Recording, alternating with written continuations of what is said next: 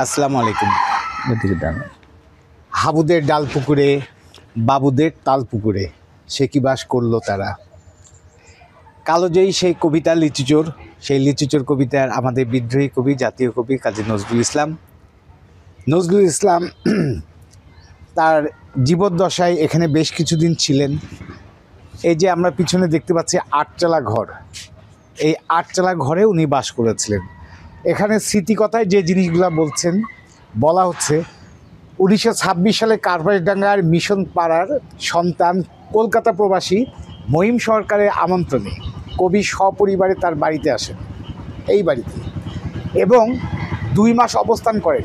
বাঙালি খ্রিস্টান শিক্ষক, স্বদেশী ও কংগ্রেসের স্থানীয় নেতা শ্রী হর্ষপ্রিয় বিশ্বাসের বাস্তবিকায় প্রতিষ্ঠিত এই আকর্ষণীয় আটচালা ঘরটি তখনকার রাজনৈতিক, সাহিত্য, সাংস্কৃতিক কর্মকাণ্ডের প্রাণকেন্দ্র ও বিশ্রামাগার ছিল।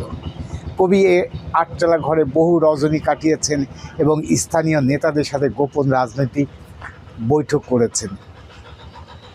এখানে আমাদের জাতীয় কবি ছিলেন, তার বিখ্যাত কবিতা লিচুচোর, তারপর পদ্মগোখ্র কবিতা, গল্প, এরপর কাঠবিড়ালি কাঠবিড়ালি পেয়ারা তুমি খাও, এরকম বেশ কিছু কালোজয়ী রচনা আমাদের জাতীয় কবি এই আমাদের চুয়াডাঙ্গা জেলার কার্বাসডাঙ্গাতে এই স্থানে উনি করেছিলেন। এই স্থানে বর্তমানে যিনি বসবাস করছেন, আপনার নামটা পরিচয়টা একটু জেনে নিই। আমি প্রকৃতি বিশ্বাস বকুল। প্রকৃতি বিশ্বাস বকুল, ওনার কাছ থেকে একটু ইতিহাসগুলো একটু জানি। এখানে মানে আমার দাদু বাস করতো, হর্ষপ্রিয় বিশ্বাস। আপনার দাদু হচ্ছে ওই হর্ষপ্রিয় বিশ্বাস, জি। উনি স্বদেশী আন্দোলনের নেতা ছিল। আর তখন তো অখণ্ড ভারতবর্ষ ছিল, তখন সবাই কলকাতামুখী ছিল। তো আপনি দেখছেন যে মহিম সরকার আসলে এই জায়গার লোক না, উনি কলকাতা আমাস্ট্রিতে থাকতো। আচ্ছা। ওনার 2 মেয়ে ছিল, শিউরি রানী আর আভা রানী। আচ্ছা। তাদেরকে কাজী নজরুল গান শেখাতো। আচ্ছা। মহিম সরকার একজন যাদবের ছেলে ছিল। আচ্ছা। তাদের মৌলানার ছেলে ছিল আপনাদের ভাষায় বললে, জি। আর হর্ষপ্রিয় বিশ্বাসও একজন যাদবের সন্তান ছিল। আচ্ছা। হর্ষপ্রিয় বিশ্বাসের বাবা ছিল উনি দাদা। হ্যাঁ, বাবা হর্ষপ্রিয় বিশ্বাস আমার দাদু, আর ওনার বাবা হলো সার্থক বিশ্বাস। সার্থক বিশ্বাস নদিয়া ডিস্ট্রিক্টের প্রথম যাজক ছিল। আর উনি তো কলকাতা কৃষ্ণনগর এদিকে থাকতো, ওই হর্ষপ্রিয় বিশ্বাসও থাকতো। সেই সময় হর্ষপ্রিয় বিশ্বাসের সাথে মহিম সরকারের পরিবারের ভালো সম্পর্ক ছিল এবং আন্দোলনের ক্ষেত্রে। আর মহিম সরকারের বাড়িতে কাজী নজরুলের যাতায়াত ছিল এবং ওনাদের একটা বন্ধুত্ব হয়। এবং যখন কাজী নজরুল হুলিয়া জারি হয়, উনি পালিয়ে সেখানে ছিল। আর সপরিবারে 2 মাস 1926 থেকে 30 সালের মধ্যে উনি এই বাড়িতে অবস্থান করেছে। 2 মাস এই বাড়িতে ছিলেন না? আমরা এই বাড়ির একটু ভিতরে যাওয়ার চেষ্টা করব। আমাদের জাতীয় কবি কাজী নজরুল ইসলাম এই মাটির বাড়িতে ছিলেন, এই আটচালা ঘরে ছিলেন। আমরা একটু পরশ নেওয়ার চেষ্টা করছি। আমাদের প্রিয় কবি, আমাদের জাতীয় কবি নজরুল ইসলাম এখানে ছিলেন। আমরা দর্শনা থেকে আসছি, মেহমান আসছে ঢাকা থেকে, বসুন্ধরা এবং বাড়িধারা থেকে আমাদের 2 জন মেহমান আসছে, ওনাদেরকে নিয়ে আমরা এখানে আসছি সিনিয়র সিটিজেন হোমে। তা এই জাদুঘর, মানে এটা একটা জাদুঘর বলা, স্মৃতিস্থান, আমাদের জাতীয় কবির স্মৃতিস্থান। হাতের স্পর্শ করে কবির প্রতি একটু শ্রদ্ধা জানাই।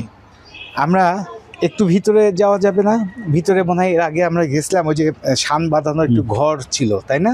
না, শান বাঁধানো মানে পুকুরটা ভরাট হয়ে গেছে। আচ্ছা, আমরা দেখি, তারপরে যতটুকু যাওয়া যায় একটু দেখি। এই যে আটচালা ঘর আমরা দেখতে পাচ্ছি, এই আটচালা ঘরে আমাদের জাতীয় কবি ছিলেন এবং ওনার বেশ কিছু কালোজয়ী কবিতা, গল্প এখানে রচনা করেছিলেন। এই যে আটচালা ঘর, ছবি তোলা হচ্ছে। দাদা আসেন, এই পাশে আসেন, এদিকে আসেন। এটাও কিন্তু আমাদের একটা প্রকৃতির ঐতিহ্য। আটচালা সেরকম আছে, সনটা চেঞ্জ করা হয়েছে, কিন্তু সেই গঠন একই রকমই আছে, তাই না? একই রকম আছে। আটচালা, ঐতিহাসিক আটচালা ঘর। ওই পাশে মনে ছিল তাহলে। চলেন আসেন।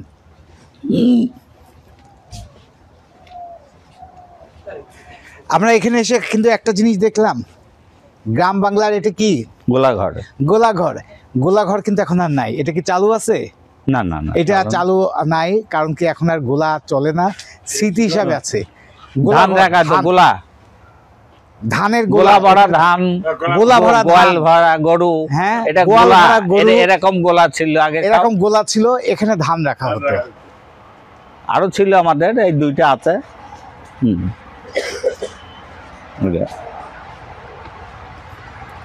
সে হাবুদের বাবু- ডালপুকুরে, বাবুদের বাবুদের তালপুকুরে, তালপুকুরে, সেটা হাবুদের কোথায় ডাল- ছিল? সেই স্মৃতিটা আমরা কি খুঁজতে পারি কিনা?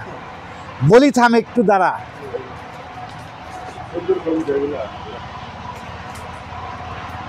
এই প্রকৃতির সাথে আমরা আসছি, প্রকৃতির সাথে আমরা নজরুলকে অনুভব করার চেষ্টা করছি। নজরুল এখানে ছিলেন, আমাদের জাতীয় কবি, এটা আমাদের ভরাট এখানে হয়ে ছিলেন। গেছে এখন। এই পাড় দিয়ে আর এই পাড় দিয়ে ইয়ে গাছ ছিল, তাল গাছ ছিল সব, ঠিক আছে। এই পাশে তাল গাছ ছিল, এই পাড় দিয়েই ছিল, তার পাড় দিয়ে তাল গাছ ছিল।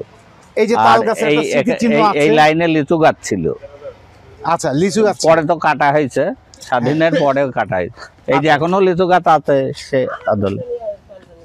জি, সেই হাবুদের তালপুকুরে। হ্যাঁ এটা কি সে তালপুকুর? হ্যাঁ, সেটাই সেই পুকুর। সেই ঐতিহাসিক তালপুকুর আমরা একটু দেখার চেষ্টা করি। সেই নজরুলের সেই বিখ্যাত তালপুকুর, হুম। এটা হচ্ছে তালপুকুর। তালপুকুর কেন বলা হতো? অনেক গভীর। তাল গাছ ছিল না, ও, তাল গাছ ছিল, সেই পাড়ে জন্য তাল গাছ তালপুকুর। ছিল। হাবুদের তালপুকুরে, মানে ওনার ভাষায় উনি তাল পুকুর মানে তাল গাছে ভরা তাল ছিল তো। গাছে ভরা ছিল, এই জন্য হ্যাঁ, পুকুর ছিল। এই জন্য তালপুকুর।